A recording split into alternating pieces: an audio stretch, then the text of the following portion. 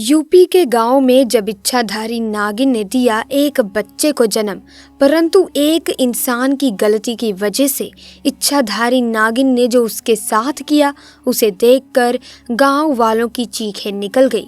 सब हैरान हो गए क्योंकि ऐसा मंजर पहले किसी ने भी देखा नहीं था। क्योंकि दोस्तों, नाग नागिन के पास नागमणि होती है, जिसकी सहायता से वो कुछ भी कर सकते हैं, किसी की भी जान ले सकते हैं, वो भी कुछ ही समय में।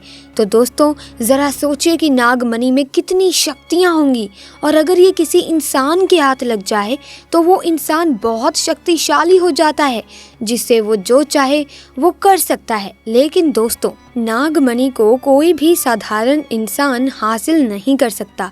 ये केवल इच्छाधारी नाग नागिन को कठिन तपस्या के बाद महादेव से प्राप्त होती है, क्योंकि नाग नागिन महादेव शिव को ही अपना आराध्य मानते हैं। उनकी हजारों वर्षों की तपस्या के बाद भगवान शिव उनसे प्रसन्न होकर उन्हें नागमणि भेंट स्वरूप देते हैं, जिन्हें इच्छाधारी नाग नागिन को संभाल कर रखना होता है।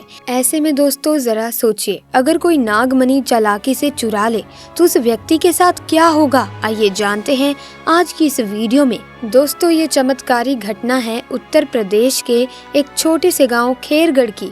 दरअसल ये घटना घटित हुई कार्तिक जी के साथ, जो आज से 5 साल पहले एक साधारण एवं गरीब किसान का जीवन व्यतीत करते आ रहे थे। वो अक्सर जंगल में अपनी बकरियां चराने जाया करते थे और खेती बाड़ी का काम भी करते थे। एक दिन बकरी चराते चराते वो जंगल के थोड़ा और अंदर निकल गए। उसी जंगल में एक इच्छाधारी नागिन अपने नाग के साथ एक विशाल पेड़ के पास रहा करती थी। वो नागिन गर्भवती थी। शाम का वक्त था और कार्तिक जब उस पेड़ के पास से गुजरा तो उसे वहां एक तेज चमकती चीज दिखाई दी, परंतु साथ ही वो दोनों नाग नागिन भी वहीं थे। उन्हें देखकर वो पहले थोड़ा सा डर गया और तुरंत ही वहां से जल्दी से घर की ओर भागा।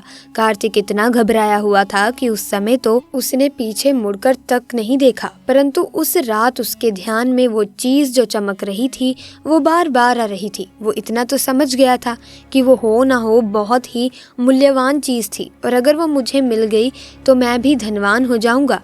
परंतु सबसे बड़ी मुसीबत थी वो दोनों नाग नागिन। अगले दिन वो वापस जंगल उसी पेड़ वाले स्थान पर गया और कुछ दूर खड़े रहकर छिपकर उस पेड़ के पास रह रहे नाग नागिन को देखने लगा। कुछ देर देखने के बाद उसने ध्यान दिया कि नागिन तो गर्भवती है। वो उस रात घर आकर सोचने लगा कि ये अच्छा मौका होगा, जब नागिन अपने बच्चे को जन्म देगी तभी वो नागमणि चोरी कर लेगा, क्योंकि उस समय तो नागिन कमजोर होगी। बस नाग को मारना होगा। दोस्तों, कहते हैं कि अगर किसी नाग के मुंह की तरफ गोबर मार दिया जाए तो वो अपना होश खो बैठता है। अब कार्तिक हर रोज गोबर लेकर उस विशाल पेड़ के पास छुपकर सही मौके का इंतजार करने लगा। एक दिन वो मौका भी आया जब नागिन अपने बच्चे को जन्म देने वाली थी। तभी चुपके से कार्तिक ने नाग के मुंह की तरफ तेजी से गोबर मारा और फिर एक बड़ा पत्थर उठाकर नाग के सर पर दे मारा और नाग को मार डाला। फिर उसने नागिन और उसके बच्चे को भी मार डाला और उस मणि को उठाकर जल्दी से घर की ओर भागा। परंतु उधर नागिन किसी तरह बच गई थी और बस बेहोश पड़ी थी। जब नागिन को होश आया और उसने अपने बच्चे और पति को मरा देखा तो उसके दुख दर्द का ठिकाना ही नहीं रहा। वो उस समय गुस्से से पागल हुई जा रही थी और उसने कार्तिक से बदला लेने की ठानी, परंतु मणि चली जाने के कारण वो अपनी शक्तियों का प्रयोग नहीं कर सकती थी। परंतु अभी भी वो अपना रूप तो बदल ही सकती थी। इधर कार्तिक को जैसे ही मणि मिली, उसका तो पूरा जीवन ही परिवर्तित हो गया। उसकी इस बार फसल बहुत अच्छी हुई और काफ़ी महंगे भाव में भी बिकी। उसकी तो जैसे लॉटरी लग गई हो, क्योंकि जो भी वो धंधा कर रहा था हर जगह से उसे लाभ मिल रहे थे। और कार्तिक को ये पता था कि ये सब उस चमत्कारी नागमणि का ही कमाल है। गांव में हर जगह उसका नाम था। कार्तिक के इस रुतबे को देखकर एक अच्छा रिश्ता कार्तिक के लिए उसके पास ही के गांव से आया और सिया नाम की एक सुंदर स्त्री के साथ उसका विवाह संपन्न हो गया। सिया अपने पति कार्तिक को बहुत प्यार करती थी, बहुत इज्जत देती थी। दोनों एक दूसरे का कदम कदम पर साथ निभाते थे। उनकी जोड़ी गांव में मिसाल बन चुकी थी। उधर नागिन भी एक पुरुष का रूप धारण कर अतुल नाम से कार्तिक के यहाँ उसका मुंशी बन गया और कार्तिक का विश्वास जीतने लगा। कार्तिक भी अतुल के व्यवहार और वफादारी को देख उसे अपने भाई समान ही समझने लगा। एक दिन सिया अपने पति कार्तिक के पास आती है और बताती है कि तुम पिता बनने वाले हो, मैं गर्भवती हूँ। ये सुन कार्तिक की खुशी का ठिकाना नहीं रहा। उस दिन वो खुद अपने मुंशी अतुल के पास गया और बोला कि देखो अतुल, मेरा कोई भाई नहीं है, परंतु जब से तुम्हारा साथ मिला है तुम मेरे सगे भाई से कहीं अधिक बन चुके हो। आज मैं बहुत खुश हूँ, इसीलिए आज मैं अपनी पत्नी और तुम्हें एक खास जगह ले जाना चाहता हूँ, क्योंकि मेरा इस दुनिया में तुम लोगों के सिवाय और कोई नहीं है। और वो अपनी पत्नी और अतुल को कार में बिठाकर गांव के एक कोने में ले जाकर कार एक छोटी सी कुटिया के सामने रोकता है और बताता है कि जब वो छोटा था तब इसी कुटिया में उसकी माँ की जान उसे जन्म देते ही चली गई थी। उसके पिता तो पहले ही गुजर चुके थे।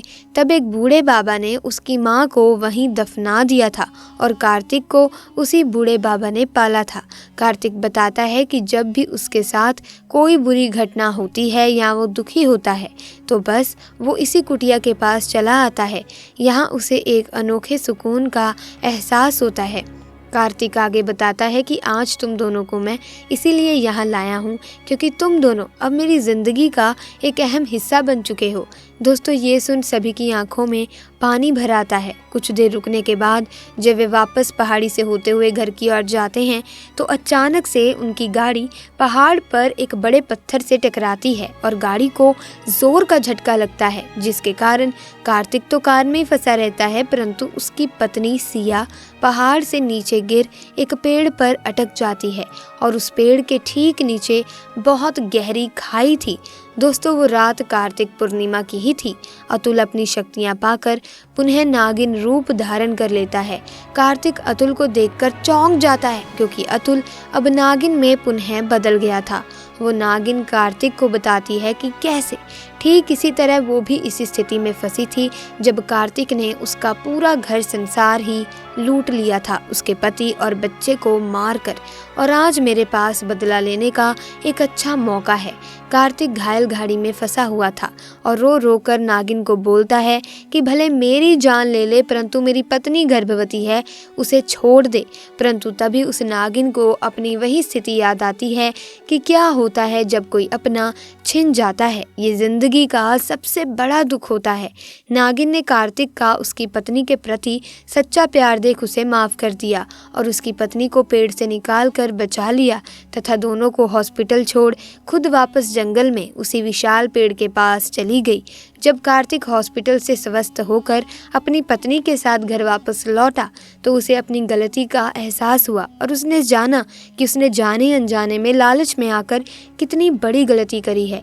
वो नागमणि को लेकर उसी विशाल पेड़ के पास गया और उस पेड़ के पास उस नागमणि को रख फूट फूट कर रोने लगा और शाम को घर वापस आ गया। तो दोस्तों, आज की वीडियो में बस इतना ही। अगर ये घटना आपको अच्छी लगी तो वीडियो को एक लाइक ज़रूर करें, साथ ही वीडियो को शेयर भी करें। और अगर आपने अभी तक हमारे चैनल को सब्सक्राइब नहीं किया तो जल्दी से सब्सक्राइब करके बेल आइकन को प्रेस करें ताकि नए वीडियोस की अपडेट आपको मिलती रहे। आपका बहुत बहुत धन्यवाद।